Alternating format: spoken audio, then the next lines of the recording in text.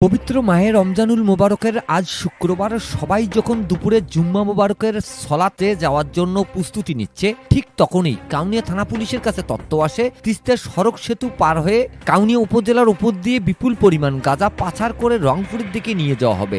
যার ভিত্তিতে থানার কর্মকর্তার দিক নির্দেশনায় শাহানুর আলম সরকার সঙ্গীয় ফোর্স নিয়ে দুপুর 12টার দিকে তিস্তা সড়ক সেতুর কাউনিয়া প্রান্তে পাঞ্জরভাঙ্গা এলাকায় রংপুর কুড়িগ্রাম মহাসড়কের পাশে মাদক বিরোধী অভিযান পরিচালনায় অবস্থান নেয়। কিছুক্ষণ পর দুপুর 12:15টার দিকে তিস্তা সড়ক সেতুর দক্ষিণ প্রান্ত থেকে আসা রংপুরগামী একটি ব্যাটারি চালিত রিক্সার সন্দেহ হলে রিক্সাটি থামায় পুলিশের আভিযানিক টিম।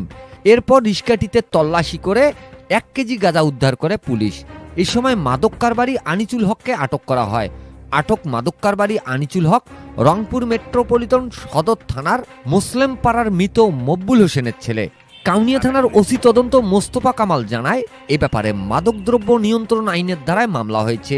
আটক আনিসুল হককে মামলায় গ্রেপ্তার দেখিয়ে শুক্রবার রংপুর আদালতে পাঠানো হয়েছে।